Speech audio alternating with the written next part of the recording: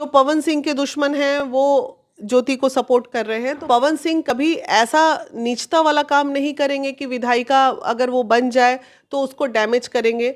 अगर ऐसा पवन सिंह करते हैं तो ये पवन सिंह की भी ओछीपन होगी। आज पवन सिंह आ जाए प्रशांत किशोर के बाद, प्रशांत किशोर पवन सिंह को टिकट दे देंगे। पवन सिंह की छवि खराब हो रही है तो थोड़ी बहुत ज्योति की भी छवि खराब होती है इन सब चीजों से। आरजेडी से उसे टिकट मिलना आसान है, वो गलत जगह जा रही है। ज्योति सिंह के प्रचार में वीणा मानवी जाएंगी? क्यों नहीं जाएंगे भाई, आखिर उससे मेरी दुश्मनी क्या है। हम प्रशांत किशोर जी सोचेंगे राजपूत वोट या पवन सिंह जितना बड़ा कद है उसे इफेक्ट पड़ जाएगा अगर हम आ जाएंगे बीच में? तो 1 करोड़ रुपया लेके, 50 लाख रुपया लेके, 20 लाख रुपया लेके प्रशांत किशोर के पास चले जाते तो वहां पे जरूर टिकट मिलता। पूरी के पावर स्टार पवन सिंह की पत्नी चुनाव लड़ने के लिए सभी पार्टी के दरवाजे और सभी नेताओं के पास जा रही है। इसी कड़ी में कल वो प्रशांत किशोर जनसुराज के सूत्रधार से मिलती है।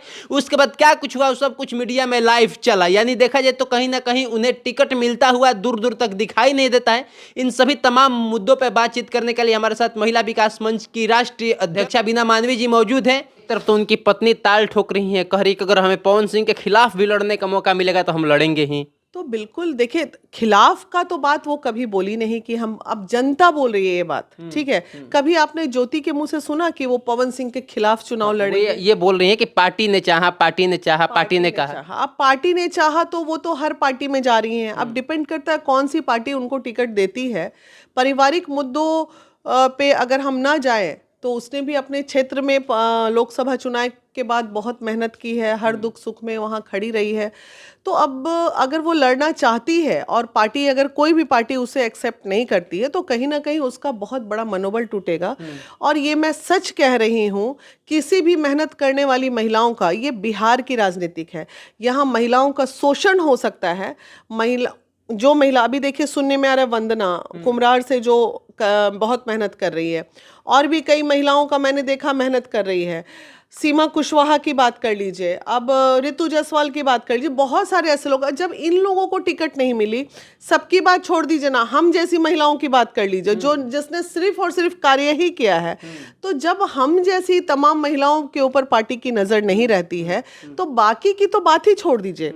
उस हिसाब से तो फिर अगर सीमा कुशवाहा की बात करें या ऋतु जायसवाल की बात करें या वंदना की बात करें या और भी कई राजनीतिक महिलाओं की बात करें, वीणा मानवी की बात करें, तो इन तमाम महिलाओं में ज्योति का तो कद बहुत छोटा है, क्योंकि उसने तो भाई हम लोग सालों साल से करें। आखिर क्या लग रहा है, जैसे जनसुराज में जाकर के मिली, प्रशांत किशोर से पूरा मीडिया का हुजूम था, फिर बीजेपी की तरफ भी आई चर्चा, ये भी हुआ कि वो वीआईपी और आरजेडी के भी संपर्क में थी, लेकिन अभी तक अब चुनाव की तारीखों के ऐलान हो चुके और महज 30 दिन भी नहीं बचे हैं और अभी तक कहीं से टिकट मिलने की उम्मीद नहीं लग रही है। मुझे लगता है आरजेडी से उसे टिकट मिलना आसान है, वो गलत जगह जा रही है। किसी भी तरह की कोई भी कंट्रोवर्सी में, पार्टी नहीं चाहता है कि किसी भी कंट्रोवर्सी में हम फंसे, कोई भी पार्टी नहीं चाहता है। तो मुझे लगता है तेजस्वी उसको टिकट दे सकते हैं, क्योंकि वो तो अपोजिशन वाली बात है, तो वो बेटर होता कि वो आरजेडी से ही टिकट लेके चुनाव लड़ लेते। जिस प्रकार से कल प्रशांत किशोर सीधे तौर पे किनारा काटते हुए दिखाई दिए कि हमें कुछ पता ही नहीं है, ना इनका पारिवारिक मैटर पता है, ना इनके साथ क्या कुछ पता है, हमसे बस आई ये बताने के लिए कि महिलाओं के साथ आप रहिए तो हम महिलाओं के साथ हैं। क्या लग रहा है प्रशांत किशोर जी सोचेंगे राजपूत वोट या पवन सिंह जितना बड़ा कद है उसे इफेक्ट पड़ जाएगा अगर हम आ जाएंगे बीच में? तो नहीं, वो पारिवारिक चीज़ों की बात नहीं है। वो अगर ज्योति अगर वहाँ पे आज पवन सिंह आ जाए प्रशांत किशोर के बाद, तो प्रशांत किशोर पवन सिंह को टिकट दे देंगे, क्योंकि प्रशांत किशोर ज़्यादातर पूंजीपतियों के नज़र में पूंजीपतियों को ही टिकट देते नज़र आ रहे हैं और वो सारा वहाँ पैसा और स्ट्रैटेजी का खेल चलता है। तो ज्योति बेचारी गरीब महिला, उसको क्यों टिकट देंगे प्रशांत किशोर, ये बताइए। इसलिए उसको नहीं दिया टिकट। मतलब नहीं देंगे, ये आपको देना चाहिए था, बिल्कुल देना चाहिए था। क्या होता है एक महिला, आपने तो जब महिला सभा किया था तो आपने क्या कहा था, मैं 40 महिलाओं को मैदान में उतारूंगा और 40 का खर्चा मैं खुद करूंगा। तो उसमें 40 में एक ज्योति को दे देते, एक वीणा मानवी को दे देते, एक और भी जो कर्मठ महिलाएं हैं उनको दे देते, जो जिनका चेहरा आज, तो वो वैसे लोगों को टिकट नहीं देते हैं प्रशांत किशोर।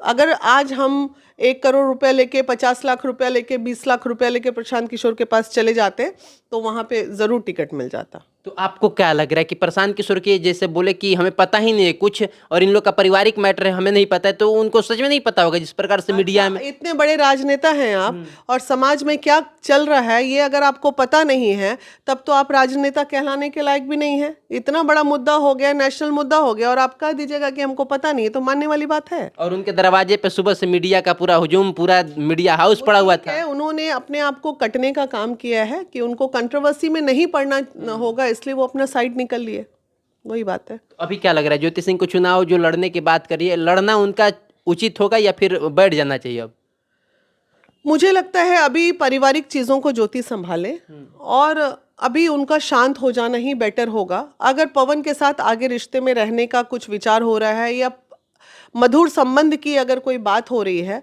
तो वो किसी के भी चढ़ावे में ना आए, क्योंकि कहीं ना कहीं ये मुद्दा पारिवारिक नहीं, ये राजनीतिक मुद्दा हो गया, बिजनेस राइवर्स मुद्दा हो गया है। बहुत सारे बिजनेस राइवर्स ऐसे हैं जो पवन सिंह के दुश्मन हैं, वो ज्योति को सपोर्ट कर रहे हैं, तो बहुत सारी चीज़ें ऐसी हो गई हैं। तो ऐसी परिस्थिति में ज्योति को थोड़ा शांत हो जाना चाहिए, क्योंकि बहुत ज़्यादा हो गया अब समाज में। और रही बात उसके हक की और लड़ाई, तो वो तो मैं अभी भी लड़ रही हूँ, लेकिन उसके लिए हल्ला करना ज़रूरी नहीं है। लड़ाइयाँ चल रही हैं, बातें चल रही हैं और जो होगा बेटर होगा। वो तो खुलेआम पवन सिंह बोले भी मीडिया में कि भाई जो लोग मजे ले रहे हैं वो मजा ना ले और जो लोग हमारे हितैषी चाहते हैं वो कमरे में बात करें, कैमरे पे बात ना करें। सही बोले वो, ये एक इशारा था, तो इशारा ज्योति को समझना चाहिए। करवा चौथ भी की, मैं देखी भी अभी कल वो की, तो ठीक है, दिस इज इमोशनल। ऐसी चीज़ें करो तुम, ऐसा कुछ ना करो जिससे सब जानते हैं कौन क्या है, सब आज के दिन में बुद्धिजीवी हैं, सबको सही और गलत का अनुभव है।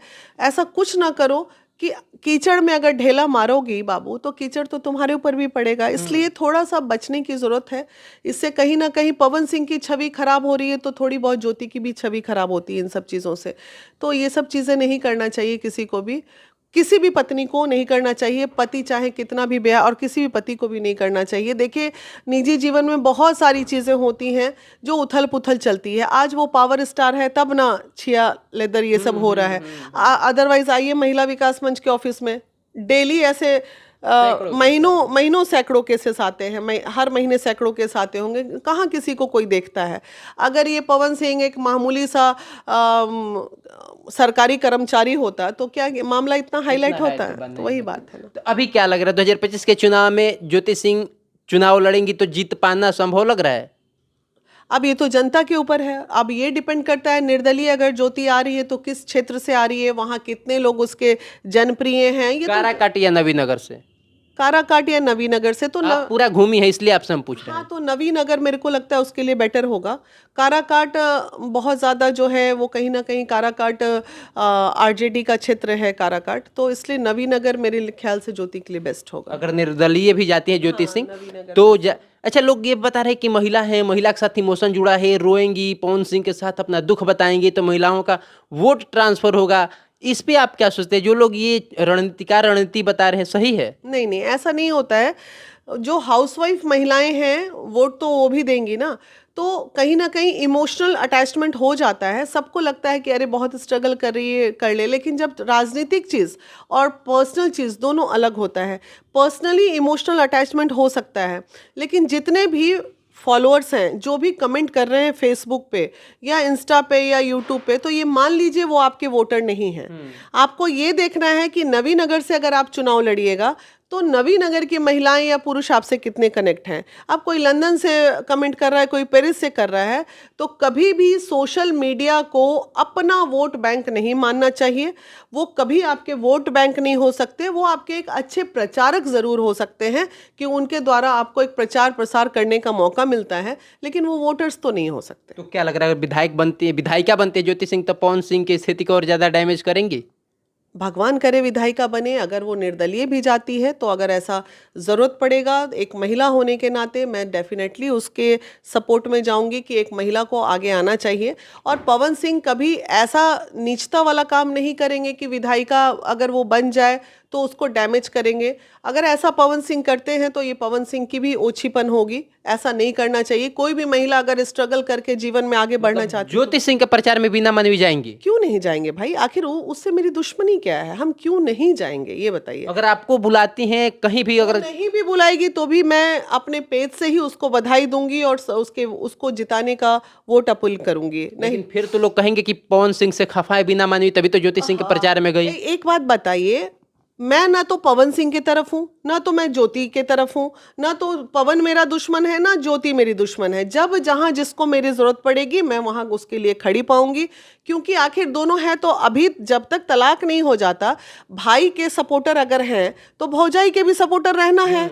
नहीं तो ऐसा थोड़ी, फिर तुम बदमाश ननद कहलाने लगेंगे ना जी। हमको बदमाश नहीं बनना है।